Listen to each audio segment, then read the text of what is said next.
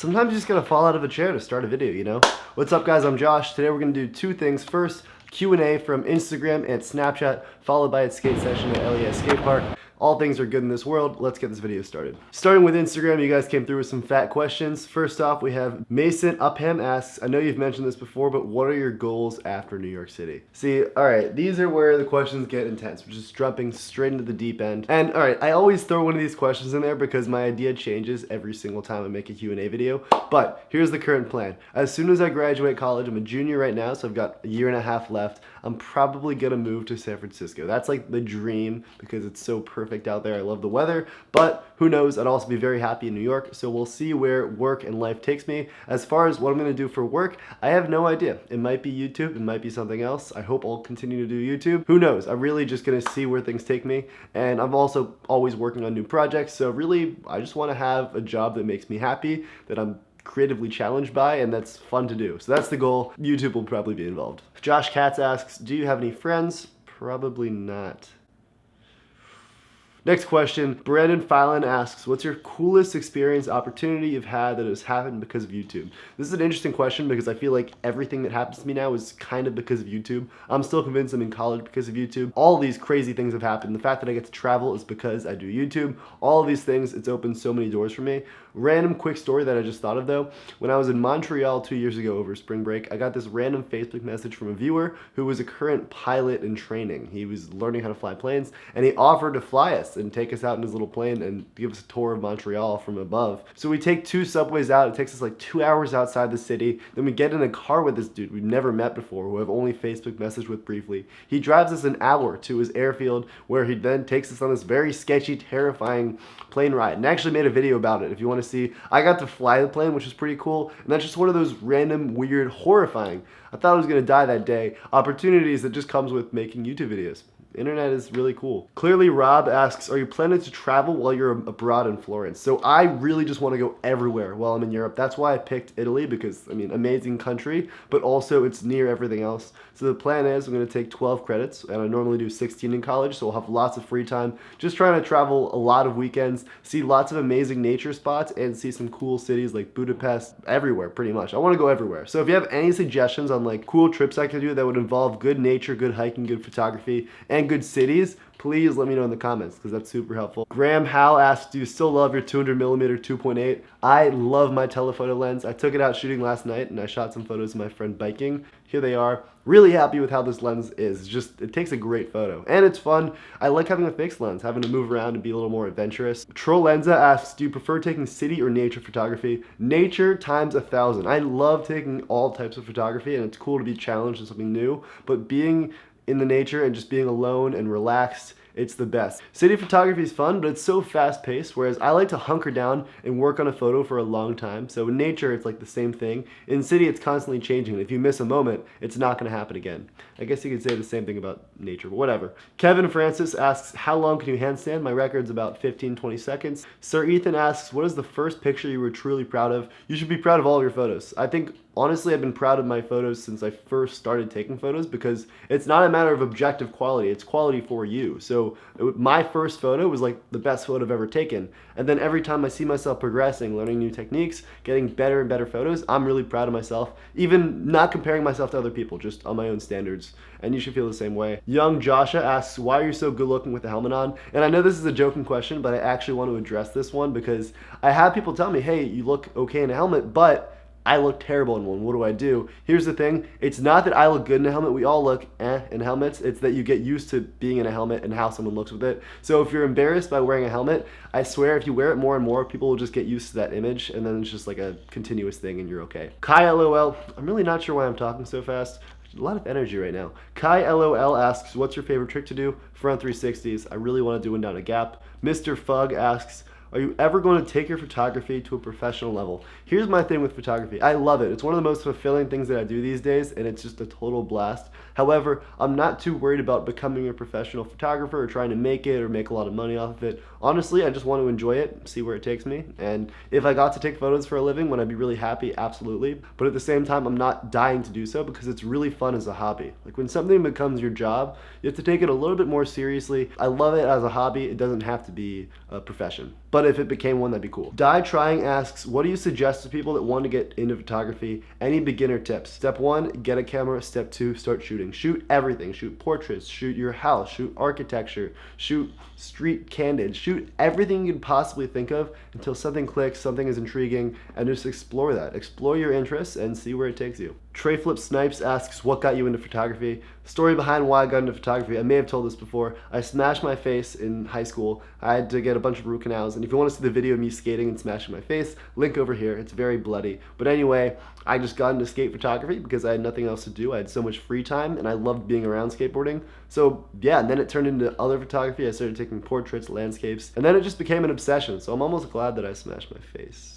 It's a weird thing to say. Owen Trask asks, favorite TV show at the moment? Westworld is fantastic, and I also watched my first episode in a while of Planet Earth last night, and my jaw was just dropped the entire time. Amazing. Becca Kiang, and there's a bunch of questions asking about Tinder and my best and worst dates in here. And I made a video a while back where I did an unboxing of my Revive skateboards and also talked about a really bad date I had. And I got some interesting backlash from women in my life, so I've decided not to talk about that side of my life anymore. It's just nice to keep that private. You hear this?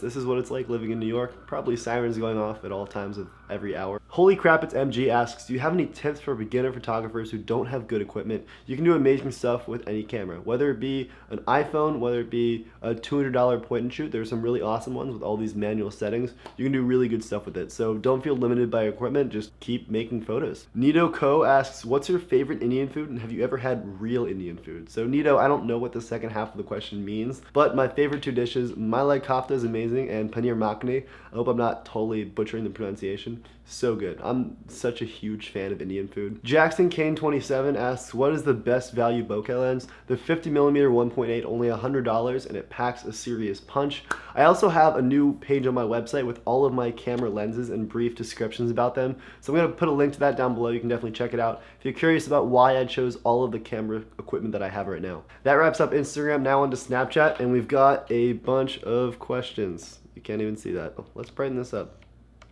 Olier Deck asks, what trick or clip have you been most proud of? I'm working on a video part right now for the Revive video that I believe is dropping in February on Valentine's Day, and I have a lot of stuff that I'm super proud of. There's a Wally nose nail that I'm really excited about. Fisher Jeremy asks, what are some pros and cons of living in New York City? I could talk about this for hours, but one pro, you can get food at any hour of the night and pretty good food. Like if you want to have a full delicious meal at 4 a.m., it's not a problem. Con, it's expensive and the buildings are tall, so it's hard to see the sun, and sometimes when you're outside, you don't really feel like you're outside. It's like pseudo outside, if that makes sense. Richard Plata asks, what's it like being a savage?